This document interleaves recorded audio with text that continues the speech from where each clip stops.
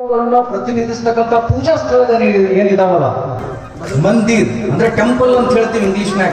TEMPLE ಅಂತ ಬರ್ರೆ 6 ಆಗುತ್ತೆ, church ಅಂತ ಬರ್ರೆ 6 ಆಗುತ್ತೆ, ಮಸೀದ್ ಅಂತ ಬರ್ರೆ ಇಂಗ್ಲಿಷ್ ಅಲ್ಲಿ 6 ಆಗುತ್ತೆ. 6 ಒಳಗೆ 5 ಕಳೆದ್ರೆ ಎಷ್ಟು ಉಳಿತು? ನಾವೆಲ್ಲರೂ ಭಾರತೀಯರು ಅಂತಕ್ಕಂಥದ್ದನ್ನ ಯಾರಾದ್ರೂ ಪ್ರೂವ್ ಮಾಡಿದ್ರೆ ಅದು ಅವ್ರ ಮೇಲೆ ಜನತೆ ಅಂತಕ್ಕಂಥದ್ದನ್ನ ನಾನು ಬಹಳ ಸ್ಪಷ್ಟವಾಗಿ ಹೇಳೋದಕ್ಕೆ ಬಯಸ್ತೇನೆ. ಅದಕ್ಕೆ ಹೇಳ್ತಾರೆ, ಯಾರೋ ಕೇಳಿದ್ರ ಧರ್ತಿ ಬಡ ಯಾ ಸಾಪ್ ಬಡ ಅಂತ. ಏನೋ ಮಾಸ್ತ್ರ ತೆಲಿಗಿಲಿ ಕೆಟ್ಟದೆ ಅನ್ಬೇಡ. ಹಾವು ದೊಡ್ಡದು ಭೂಮಿ ದೊಡ್ಡದು ಅಂದ್ರೆ ಏನಿದೆ ಅರ್ಥ? ಅದಕ್ಕೆ ಯಾರಿಗೆ ಪುರಾಣ ಪುಣ್ಯ ಕಥೆಗಳ ಪರಿಕಲ್ಪನೆ ಇದೆ ಅವ್ರು ಹೇಳ್ತಾರೆ ಸಾಪ್ ಬಡ ಅಂತ. ಯಾಕೆಂದ್ರೆ ಆದಿಶೇಷ ಈ ಭೂಮಿಯನ್ನು ಹೊತ್ಕೊಂಡು ನಿಂತ.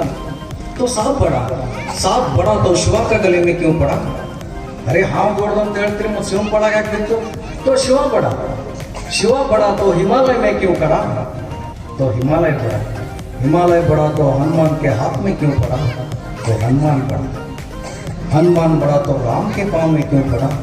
तो राम बड़ा तो आचार्य के पाँव में क्यों पड़ा? तो आचार्य बड़ा. ಹಂಗಾಗಿ ಎಲ್ಲಕ್ಕಿಂತ ದೊಡ್ಡವರು ಯಾರು? ಗುರುಗಳು. ಆ ಎಲ್ಲ ಗುರುಗಳಿಗೆ ಒಂದು ಜೋರಾದ ಚಪ್ಪಾಳೆ ಇರಲಿ. ಇವತ್ತಿನ ವೇದಿಕೆಯಲ್ಲಿ ಪರಮ ಸಾನ್ನಿಧ್ಯವನ್ನು ವಹಿಸಿರ್ತಕ್ಕಂಥ ಶಬ್ದ ಚಂದ್ರಶೇಖರ್ ಶಿವಾಚಾರ್ಯ ಸ್ವಾಮೀಜಿರವರ ಅಡಿದಾವರಗಳಲ್ಲಿ, ಹಾಗೆಯೇ ಪ್ರಜಾಪಿತ ಬ್ರಹ್ಮಕುಮಾರಿ